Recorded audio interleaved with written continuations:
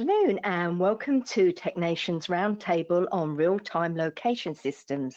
Today we are joined by Kerry Brock, VP Sales at RTLS HID Global, Alan Foucht, Senior Customer Success Coaching and Education Manager at Midmark, Dustin Telford, Associate Consultant at Device Safety Consulting, and last but not least, Benjamin Scoggin, Senior Director, Clinical Engineering at Duke Health. TechNation Editor John Wallace will be our moderator today. Today's webinar, as usual, is eligible for 1 CE credit from the ACI, and you can obtain your CE certificate by completing the post-webinar survey, which will be emailed 1 hour after the completion of today's webinar. You must complete the survey to receive your 1 CE credit from the ACI, and you'll be able to download the certificate directly from your computer once the survey is submitted. If you have any questions, you can reach us at webinar@mdpublishing.com. Now, just a quick reminder about our spring MD Expo. We are heading to the Hilton Baltimore Inner Harbor Hotel in Maryland from April the 7th to the 9th. So please join us for 3 days of education, networking, and the latest advances in medical technology products and services. So for more details and registration details, please visit mdexposhow.com. Also, I just want to give a quick mention about our upcoming virtual training course on how to become a medical laser safety officer. The next MLSO course is taking place April the 18th and 19th. So for more details and registration, please visit medicalsafety.com. Let's kick off today's roundtable by giving away a Swissmeister multi-tool. So using the questions feature on your dashboard, let me know the answer to the following trivia question. February is American Heart Month. What color is everyone encouraged to wear during this month? I'll reveal the answer and our winner at the end of the webinar. If you have any questions for our panelists, please submit your questions anytime using the questions feature on your dashboard. So with further ado, John, I will hand over to you to start today's discussion on RTLS. Thank you, Linda. I'm excited to have the subject matter experts with us today. We're going to kick it off right now with the first question. And for the answering order, we will go Alan, Kerry, Dustin, and Ben for the first question. So Alan, the first question is, how do CMMS/RTLS integrations work? Oh, Alan, I think you're muted. Thanks, John. The integration is done by providing a bidirectional interface which provides data flow between the real-time locating and your CMMS software.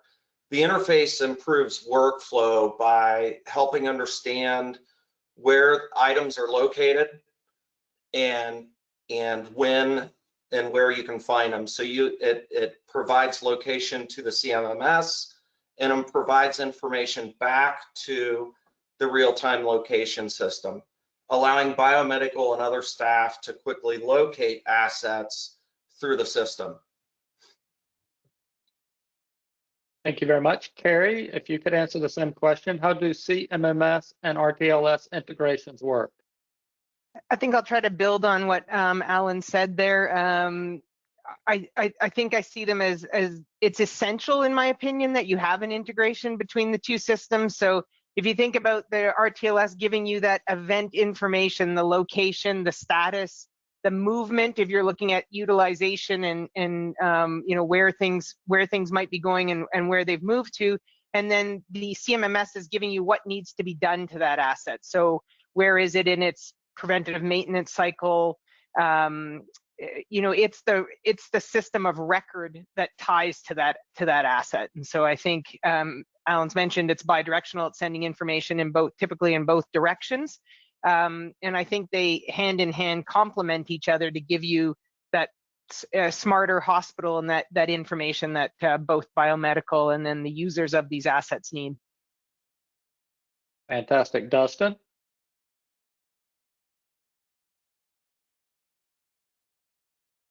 I have to take myself off mute. I guess one thing I'd like to add is there's so much information coming from an RTLS system, a good RTLS infrastructure and system, that it's important to realize that only some of that information is important for, say, biomed in the CMMS, but there's that middleware layer that probably takes should take a very active role in distributing some of this valuable information to somebody else, right? So that, say, supply chain can see where their rental assets are and if they're even in use, for that matter. Mm-hmm.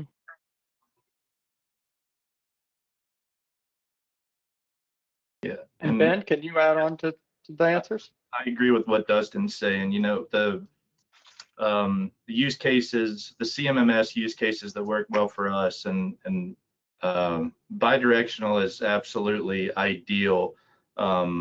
It's not always bidirectional. Sometimes it's right to your CMMS only. But what we like, to Dustin's point, in the CMMS, I want to know, where is this asset sitting currently? I don't necessarily need to know dwell times and where it's been, where it came from, not in the CMMS. And when I'm thinking CMMS, I'm thinking, how is a technician, responding to a service event or to a PM? There are times you want to look in and find, especially if something's gone missing. Sometimes the RTLS says unknown or dead battery. Well, then maybe we can look at a historical, where does this thing typically spend its time? Let me go check those 3 or 4 places.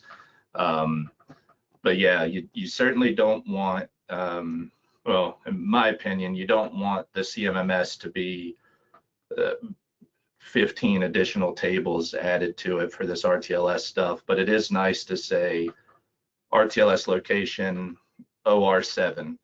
And then if you, depending on your API or depending on how you're actually doing the integration, if you could even click on that, maybe that pulls up the middleware, and now you can get the deeper details. And just a quick question for Ben, since you're the end user, would you consider the middleware perhaps the smart device giving you the in-use information, or Well, yeah, like that? middleware can be, I've used it. I've had middlewares in a few different places. I'm a pretty big fan of just a secure, easily accessible URL, that I can Okay. get on a smartphone or get to on a desktop, especially if I'm wanting to do a big export, a big Excel export or something like that. Okay. All right, that brings us to our next question, and we'll start off with Kerry this time. How accurate and reliable is the system's location tracking in real clinical environments? Great question. I'll answer it two different ways. One is the accuracy is, each system has a limitation to the best accuracy it can give you. And some systems will get you to the bedside or to the bay. Others will get you to the room level. And others will get you, into a zonal coverage, and it really depends on the investment and the what infrastructure you're choosing to use. So if a hospital wanted to solely rely on their Wi-Fi infrastructure that's got, say, Bluetooth enabled Wi-Fi access points, then you're going to give zonal coverage, and depending on the caliber and the coverage that you have, you might be getting an accuracy, somewhere between 10 and 25 feet. If you wanted to then supplement that with a secondary technology, a Bluetooth technology, or some kind of active RFID, you then might get yourself to 8 to 10 feet. And if you want to have room level certainty, you're adding in things like IR sensors, ultrasound, and you're going to get yourself definitely 100%. And a low frequency exciter will tell you that for sure this person or this asset's in the room. And then if you want to get closer than that, you're going to need to, add more infrastructure. So a lot of it balances between how necessary is that and what's the budget. And so we always talk to the hospital in a way of like, would you rather have the whole facility covered and know where things are, with a degree of certainty, or is it absolutely necessary to know that it's in the room? And sometimes it's a phased implementation for a hospital, depending on their budget. You can always add additional granularity, but I think it's better just to get started and have some asset management and tracking and locating, because it does really positively impact the facility. All right, and Dustin, can you add on to that? I'm going to try to. Kerry, really focused on the precision, and it depends on what you need, right? If it's a storeroom, you don't need Exactly. this granular precision, but reliability is one of the things that I think really you should be asking of any RTLS vendor. And the implementation is, how reliable is it? I've seen systems that have drifted kind of from the intended state to see if you could get room specificity, and then it doesn't necessarily give you the right room, right? If that's the case, there's a problem. Now, Ben mentioned, for example, that you know, there's this kind of the work that biomeds do, and we don't necessarily always need to see where a device is exactly at that moment. That reliability goes into play there too. I think we do need to be able to see it within a certain reasonable time frame. And there are other use cases for an asset tracking system. A nurse, for example, looking for that one device and not wanting to waste time necessarily to find that device is more likely to want it with the minute accuracy of where it was in the hallway, versus maybe a biomed who says, you know, it's good enough to know that it was within these 3 rooms 15 minutes ago. I'm going to go up to the floor and go and find that device for, say, PM.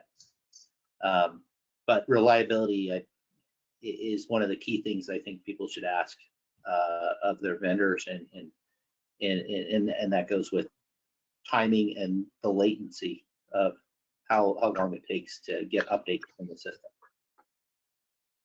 Okay, Ben, same question for you. Yeah, I think the only thing more annoying than a "it depends" answer from a panelist is 3 panelists in a row starting their answer with "it depends." So I'm going to also start with "it depends." I agree with Kerry, I agree with Dustin. I would say though, get creative with, we have it fixed in our mind that like a storage room, specificity doesn't matter as much. What if you had a workflow to where if it's on this half of the storage room, it means it needs to be repaired, or it's dirty. If it's on this half of the storage room, it's clean, or it's good to go, or whatever. So you can actually have, if you create business rules in your RTLS to where, hey, if something sits in this zone for more than 10 minutes, generate an alert. That means, I'm sure all of y'all are like me and my customers, where they're saying they want some sort of telepathy or something where tickets are just automatically generating. It's an extra burden to have to tell someone that something's broken. Haven't figured out telepathy yet. If I ever do, this probably isn't what I'll be using it for, but maybe a good middle ground is, how about if you can just park this thing right here in this, inside this red square, we will know to come get it. So I think that's an opportunity for maybe a little outside of the box thinking on how areas where we can use that real specific location. But yeah, things to check: stairwells, alcoves, offices. There's a lot of places where I'll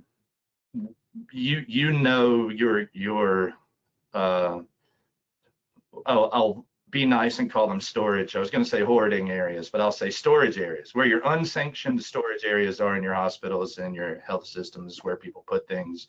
And they're not always hot spots on floor plans when people are drawing out their coverage zones. And those, I would encourage you to remember how creative your customers are, and the blind spots need as much visibility as is reasonable as well. All right, and then quickly we'll go over to Alan. Yeah, thanks, John. Everybody's given a good answer. I'm going to change up a little bit. I think, reliability is based upon what the clinical user needs. So it's not depends. It's, everybody's familiar with Wi-Fi based RTLS. It gives a broad general location, like Kerry talked about, but BLE gives you that zone level, right, that Kerry mentioned. But where it really comes down to is, does your RTLS have the reliability to give you a hybrid design where you can take access points that are in a hospital, understand where those are, provide that zonal coverage down to 3 meters, and then add that room level necessary location that nursing and other staff need to understand what are the interactions, where are these exactly at, so I can go get them and save time, hunting, and all those other things that clinicians need. 20% of time by nursing is spent searching for equipment or charting. So if I can get 10% back to be at the bedside, that's where that reliability helps me. It also helps me with the safety aspect. So reliability matters a lot. Thank you. And then this next question, we'll start off with Dustin answering first. When evaluating RTLS accuracy claims, what should HTM professionals actually test or validate beyond the vendor spec sheet? So thanks, John. I'm going to give the technical, right? Because I think it's one thing to listen to sales and tech specs and to try and suss them out, I guess, if you will. But the 3 things probably that organizations should look for, the HTM professionals should look for, is whether or not the environment that you're going to use this equipment in is open, right? How cluttered it is, whether or not you have beds in place, whether or not if those gooseneck lamps, whether or not it's in radiology with lead-lined walls, right? Those factors, test it in multiple environments, right? Have them demonstrate the efficacy of it in multiple environments and see how it transitions in and out of those particular spaces. So for example, that lead-lined room or those shielded rooms where an RTLS tag might be one day, and then a couple of hours later, it transitions to the hallway and goes into a nursing unit. See if the RTLS system specs match that. Sorry about the lighting. I don't know why it keeps doing that, but anyway, I said there were like 3 things. Also test during high, I'd say test during high peak issues. A lot of organizations, and it's a very thoughtful consideration, are looking to use their Wi-Fi infrastructure. Consider testing it when there's staff turnover. 2 a.m. probably doesn't matter if it just falls apart at say staff turnover, when everybody's looking for that vital signs monitor or their daily checks. I'll leave that 3rd one for somebody else to kind of fill in, because I said I'd try and be brief. But those 2, at least, take into account your environment. Now, some would say take into account your real environment. I don't think there's any way that you could throw in every variable, but biomeds, we seem to know what's in those rooms sometimes better than the clinicians, I would say this. And throw a couple of things in those rooms that typically would be in those during the treatment or care of a patient. Okay, Ben? Yeah, things that, there's a little test that I like where it's like, what is it may be super accurate, but how usable is it? What is the barrier of entry to a person being able to actually use this thing and go find something specific that they're looking for? So what we like to do is pick 5-10 people and kind of say, can you find this within 2 minutes? And just see how the workflow is of using whatever your tool is, whatever your middle. So it's not just, we get real caught up in how accurate is it on my little map? Well, how do I get to my little map? How do I know what I'm looking for on my little map? You know, all those sorts of things. So it's really, I guess that's like what user experience. That's you, right, Alan? So that's like the utilization of this thing. How much effort, how much training, how much acumen, know-how, all that type of stuff does it take for me to get somebody from, I didn't even know we had RTLS, to I can find something on my unit within 2 minutes. I talked earlier about the kind of having the two parts of a room, a clean part, a dirty part, a ready to use part, a needs to be repaired part. That's, I cannot say enough how awesome that is in a lot of use cases, infusion pumps, ventilators, things like that. What Dustin says exactly right. High traffic times, high traffic areas, or just unique geographic areas.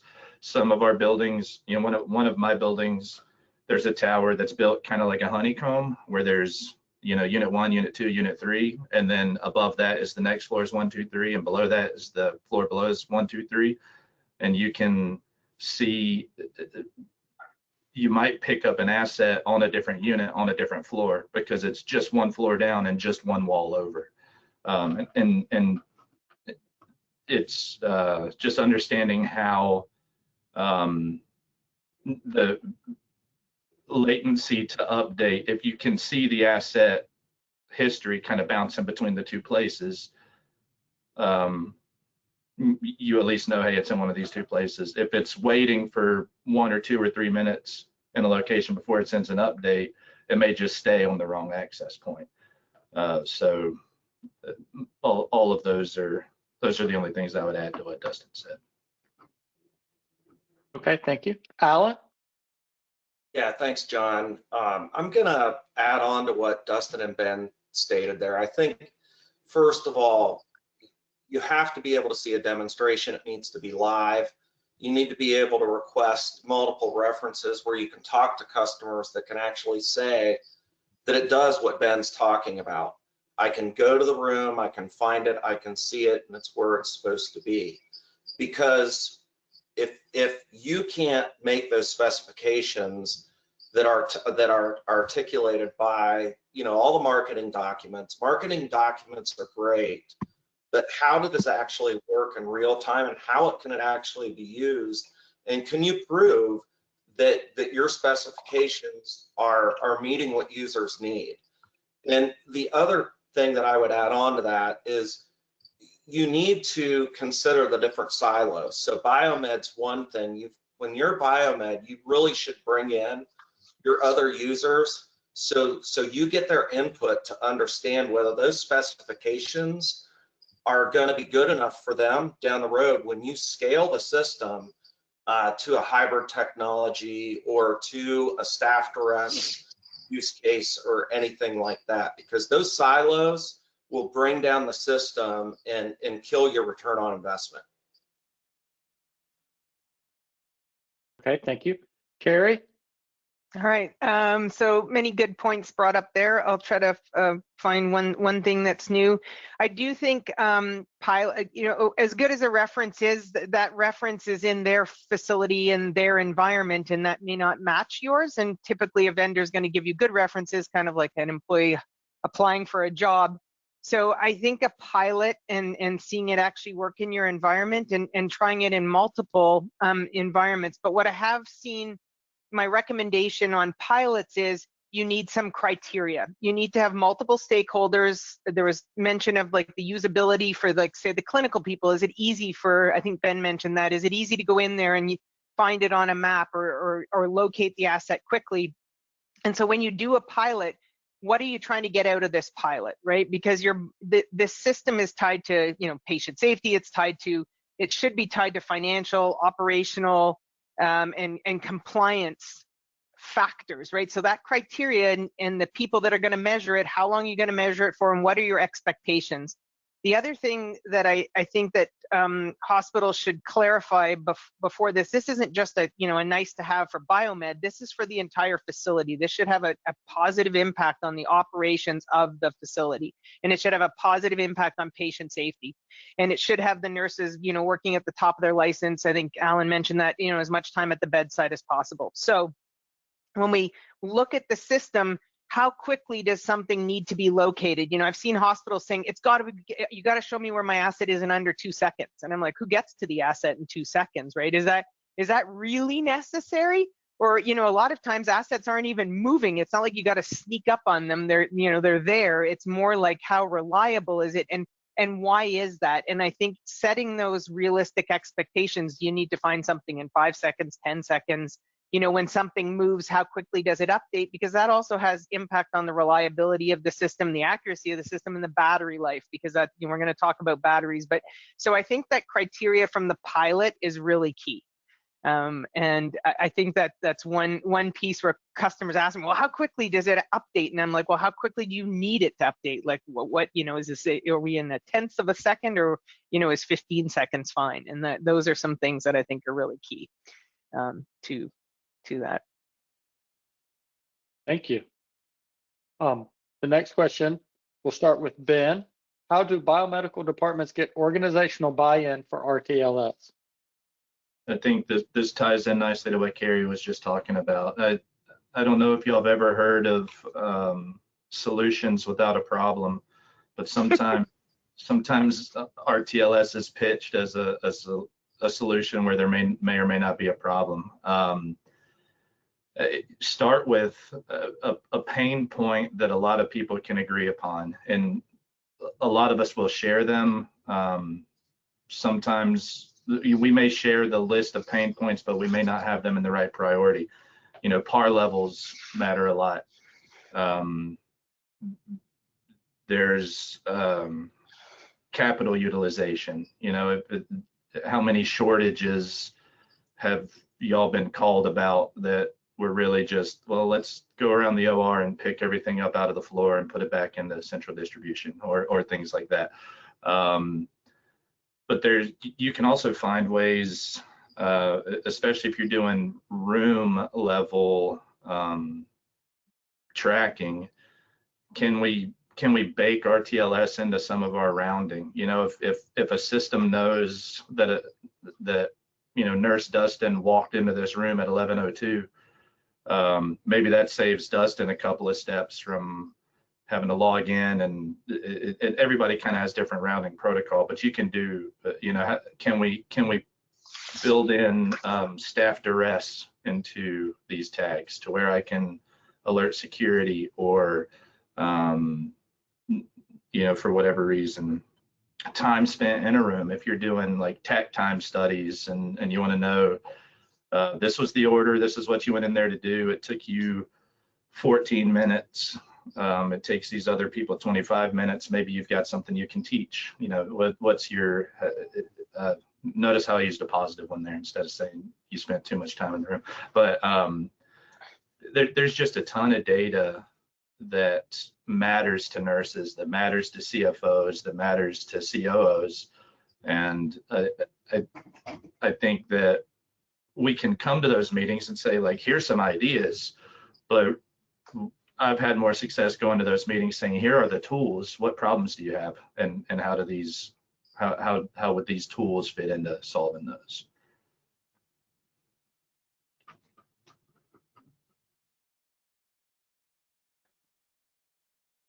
Oh, sorry. Thank you, Ben. Alan, I clicked on unmute and it didn't work. Okay, I thought I saw my name on your lips there. So I'm gonna just take off right where Ben left. I think he nailed it. I think that you have to have a platform that avoids certain silos down the road. So you've got to understand what are the different pain points that each department has. What are their goals? What are their needs? So you can look for a system that's going to be able to supply that. So it has to be scalable. If it's not scalable, you're not going to get buy-in. The other part of this is how will they adopt? It has to be a system that can be adopted, and it has to be a platform where time is spent for adoption. So you always want to find and start with something simple like asset tracking. Position it, like Ben said, as an enterprise-wide platform, not a point solution. And then as buy-in grows in RTLS by supporting visibility and automation, then you can add safety, you can add all those nursing use cases where it really starts to help patient experience. It really helps start people feeling safe in rooms. in a solution that really gives you back hard data that can help you with utilization. The rounding that Ben talked about is huge because we all know how much time nursing spends with rounding. And then at the end of it, it's got to work for biomed. They've got to be able to find things. And it needs to be where it's at, or you're going to lose all that buy-in, right? All right, thank you. Kerry, what would you add? Sorry, I had myself on mute. So I think there's a couple things to build on there. One is the cross-departmental buy-in. Like, is there a shared problem we can all agree on that we're trying to solve with the investment in this asset management or RTLS solution? And I think if everybody feels that this shared problem is going to improve things, I think then you're taking the financial impact of that to the approval so that leadership understands it, right? So I think asset management is probably has one of the clearest ROIs out of the RTLS use cases in healthcare. Some RTLS solutions are risk mitigation, and I think in this case, much like there's others that are also in that facility-based RTLS use cases that have a true ROI, but this one sits atop of it. I think there is by far, it's probably the most widely agreed upon use case in RTLS that everybody can benefit from having an asset management or asset tracking system, as Alan was saying. All right, Dustin? Well, I'm going to reinforce that it is the way that biomed departments are going to get any buy-in for an RTLS system truly is to show the value to every segment of your organization. I can recount once where other departments, we tried to take into account nursing, pharmacy, sterile processing, right? EVS would maybe be interested in an RTLS system that biomed was initially looking at getting. When we mentioned it to other groups, like surprising groups, they started coming in. Actually, EVS was one of those surprises. They wanted to track their track carts, right? The carts, so that they could identify where hazardous materials had the hospital or whatever. But that's one way to reach that C-suite, is for them to hear it from multiple sides of why they need that system, right? Now, I'll give the credit to Kerry here on this. Is Kerry has said this, you've got to ask what's the use case, right? What are the key things? And Ben's brought this up, and so has Alan. What are the key things that you're going to get out of an RTLS system? I'll say, and this might not be popular on TechNation, but biomed, I would argue biomed doesn't have entirely the best use case if all they're doing is trying to track down equipment for PMs. If they're trying to do something else with that RTLS system and other people are trying to use it, that's where the real value comes to the organization, right? Then you can say, well, by the way, we know utilization on equipment. Part of a HTM department's role is helping understand utilization of equipment, but it doesn't seem to be the argument all the time. Sometimes it's, well, biomed's going to be able to find this device much easier so they can do the preventative maintenance. I'd argue think beyond that and think of all the things that HTM does, and then kind of let it out there that you're considering an RTLS system, and what would you use an RTLS system for? You might need to tell somebody what an RTLS system is, but make sure that you go to the unusual suspects, right? Not just nursing, not just pharmacy. Go to EVS, for example, and ask them what they might be using it for, or infection prevention, for that matter. Thank you very much. That's a very interesting way to look at that. Alan, you're up first for this next question. And the question is, how does the system integrate with existing biomedical asset management workflow and other hospital systems? First of all, you know, RTLS doesn't replace CMS workflows. It enhances them by providing an interface, right? So an interface can work in one of two ways. Every time a location changes, we can let the CMMS know, or when you pull up a record, CMMS may say, hey, where's this asset's location?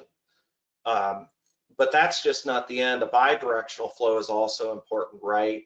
So you can assign the tags, it can sync between all those asset information, the serial number, preventive maintenance, and all those other things. The next level is it can integrate with Epic, different EMRs, and alarm management and other systems to enable a broader value and ROI from the same system. So the same foundation supports it should automate with everything and integrate with anything that's a location, so it can provide that value. That value, again, is just not with biomed, it's with other staff uses as well, and even safety.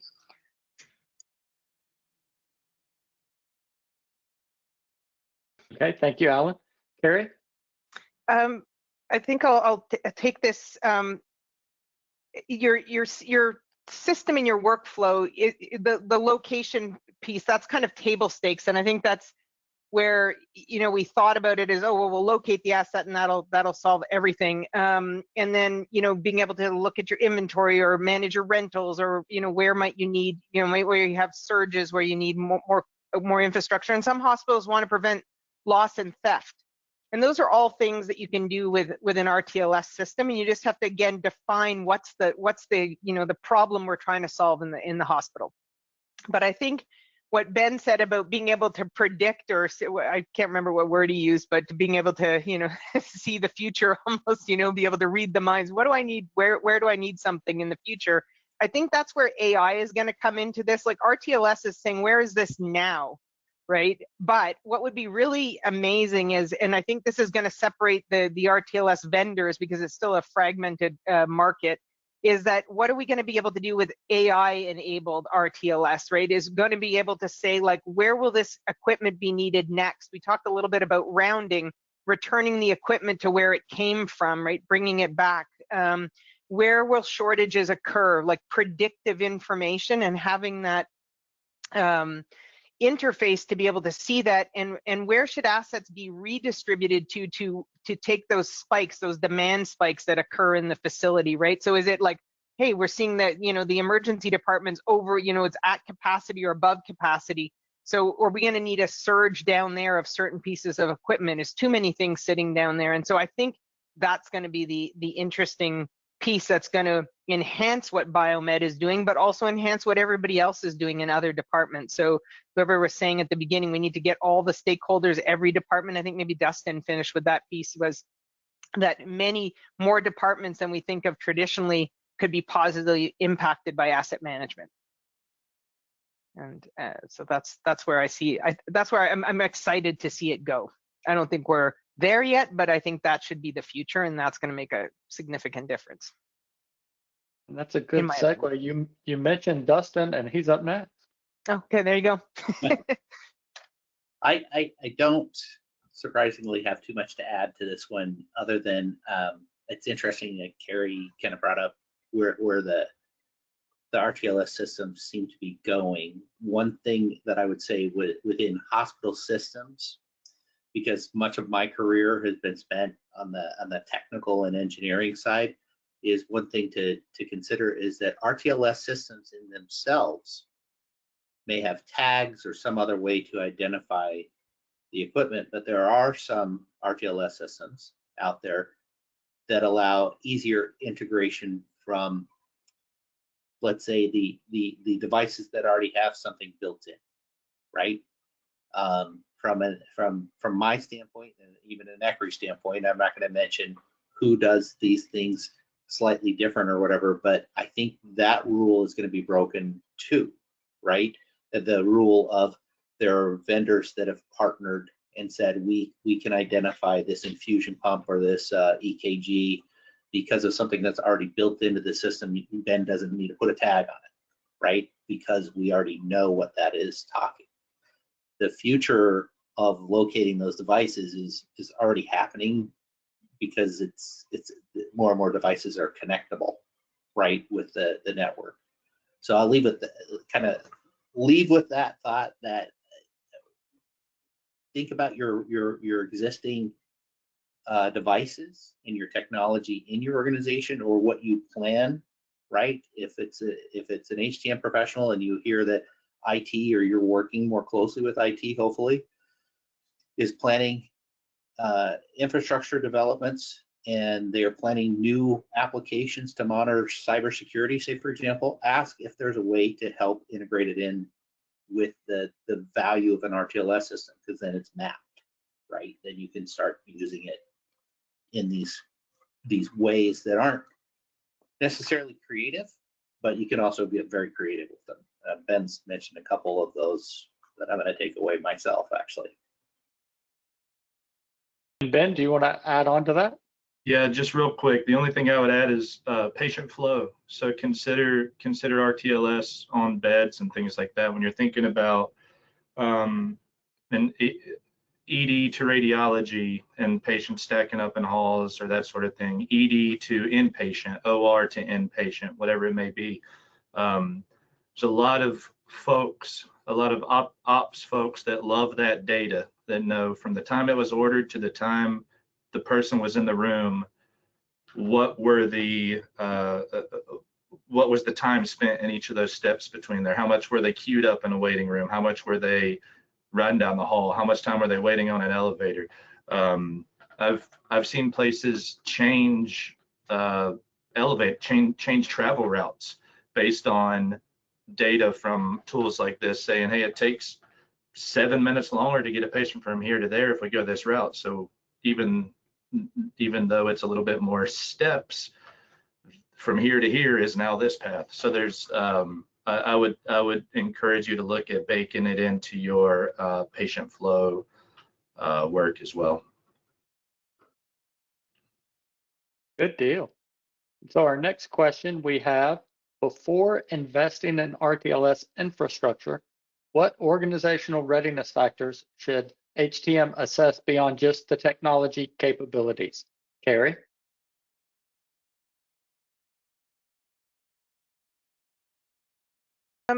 So I think for that organizational readiness, there is the use cases. We talked about defining them, knowing what you're trying to accomplish, what's the shared problem, and then do you have engaged stakeholders? Are they ready for change? So, in order for the system to get adopted and utilized, people have to be, open to that, and there has to be somebody leading that change management. And then executive sponsorship, obviously budgets approved, things like that, and then a plan of what to do with that location data and how to turn that into, if you have to prove that it's worked, if these are operational or workflow or financial decisions that are tied to this, how are you going to bring that back, and in what time frame are you going to show that return on this investment or show these improvements, and do you have to report, is there a mechanism to report back these improvements? And then I think some kind of export of that. If you think about the knowing where your assets are and predicting where you need your assets in the future, and exporting that information into like a command center, somewhere where there's a central repository or interface where you can see that information, so that there are analytics and some kind of business BI that you can take from that and make measurement from it. Thank you, Kerry. And then Dustin? Those are all excellent points. I think one or two things that I'd add is integrating your RTLS with your CMMS. Make sure that you have a clean CMMS, or as clean as it reasonably can be. Bad data or good data on top of bad data or whatever is still going to be bad. It's going to be murky at best. And Kerry kind of mentioned this, is make sure you have the right stakeholders. And I dwell on that for a little bit and say, not only have the right stakeholders. And you mentioned data. If your organization is not using data right now, if they don't have somebody that is actually saying, what are we going to do with all this data, right? Beyond, say, finding the equipment for the preventative maintenance, what are we going to do with it? And you're generally the culture of whoever owns it or the organization is not to use data, I would say rethink that. Get to the basics and say, well, how do we use data within our organization, right? How are we going to use the data that can be so valuable from an RTLS system to improve some process, some outcome, some I use Waze. Thanks, Ben, by the way, for bringing up wayfinding. All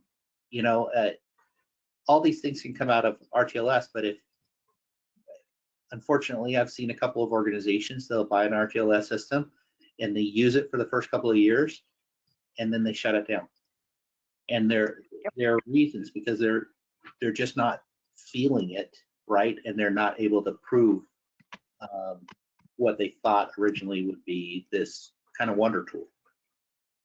Thanks for asking, John. Of course, Dustin. And Ben, if you could add to that. I've got a few here in no particular order. One is governance. So what gets tagged? Why does it get tagged? Who's doing the tagging and who's approving that? I think we can't overemphasize. You need to have a true reality of your infrastructure. There needs to be clarity on maintaining the system, so everyone knows something doesn't work when they go to use it and it's not working. What are the things we're doing in between that to try to avoid, I need it now, but it's not working? So audits, verifications, testing, updates, are your softwares, firmwares, middlewares, all those things updated. So you have to have people that own that. And then possibly as important as any of those is just process alignment. So if you don't already have clarity on where are things supposed to be, it doesn't matter if you're tracking them. To Dustin's point, it's got to be more than just, I need it, let me look it up and go find it. This should be a tool used to help you understand when things, to help you build the process and live within the process. There also has to be clarity on, okay, I found it, now what? Yep, there it is, 3 floors away. I guess we're not doing that. Like, does that person now go get it? Is there a team that you call that brings it? And then just clarity around who has access and what type of access. Or can anybody go look for stuff? Well, there may be risk associated with that, especially if you're using RTLS and tracking staff or things like that. You don't necessarily want to just put that all the way out there. And can I go look, but I can't add things? So just a lot of, don't buy an RTLS system, and sorry for the vendors on the call, don't buy an RTLS system to overcome your bad process. Buy an RTLS system to supplement and right size your process.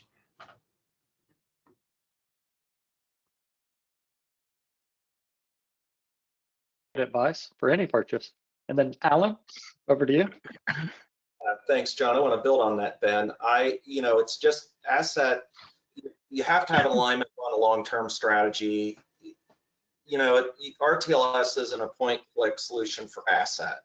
Your processes matter. So when you go and you start assessing your organizational readiness, do you understand the jobs that need to be done in order to utilize and use an RTLS system appropriately? And you should go learn about that and talk with different vendors so you understand those organizational factors.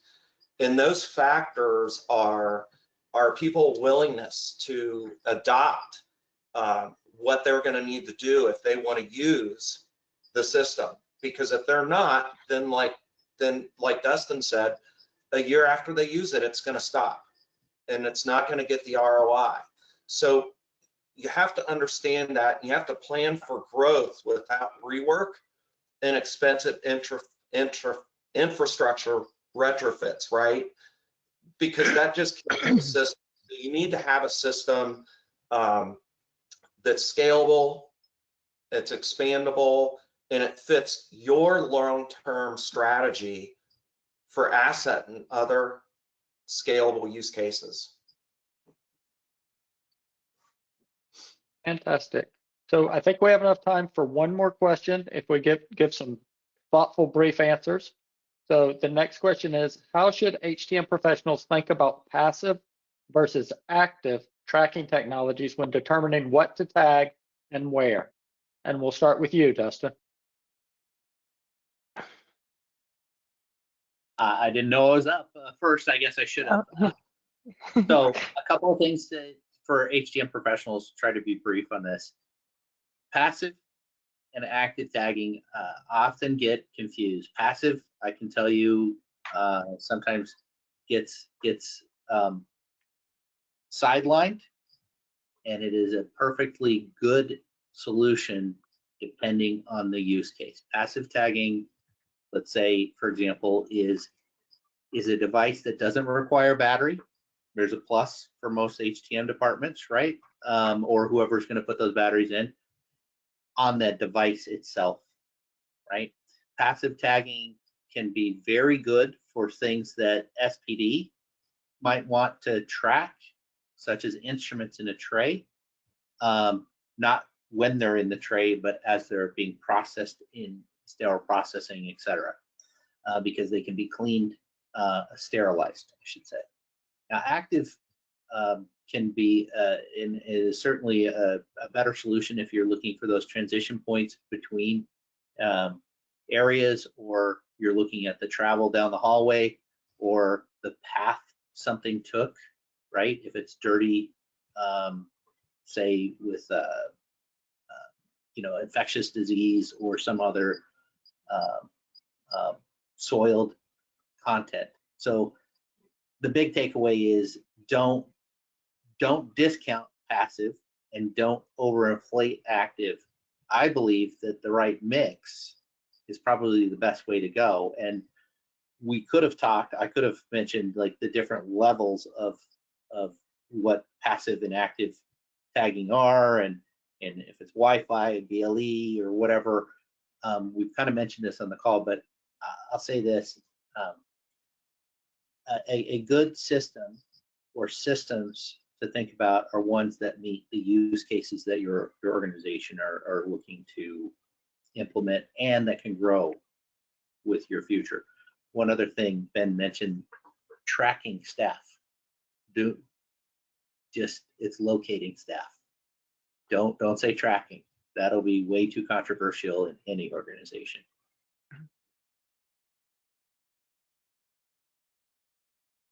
All right, thank you. And then Ben, over to you for your answer. I appreciate Dustin bailing me out. We'll clean that up in on the cutting room floor that I said that. Yes. Just real simply, the way I think about it within reason is passive is if I want to know how many of something is somewhere. Active is if I want to know which ones they are. And it's a little more. There's a little more to it than that, but if you start with that, definitely do a hybrid approach. Don't be afraid of passive.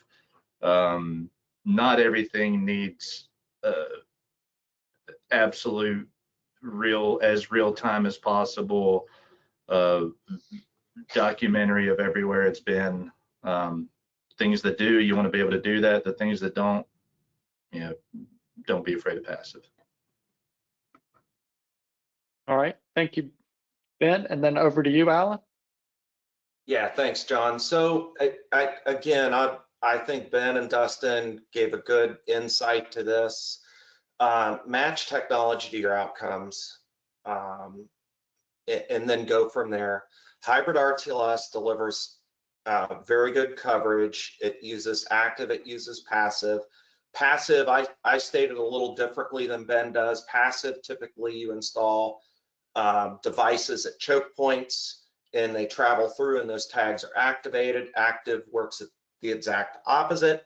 Active is a tag that's always emitting a signal. So you know where that is at all the time and you get a much more granular location. So, you know, you don't necessarily need devices and all those different things. When you've got different access points that you can now use, you can really decrease the cost of your investment by utilizing those first. So we usually suggest, you know, going with BLE because that decreases your investment. And then, like Dustin said before, and Ben, devices have BLE built into them. So a hybrid technology and RTLS system that can use all of that is really going to be good for you. So match your technology to your outcome, not marketing. All right, and Kerry, if you could share your thoughts. Wrap it up here. So I would say, you know, when we ask what to tag, I would say the most successful RTLS rollouts is we don't need to tag everything. We should prioritize those by like where visibility impacts or changes outcomes.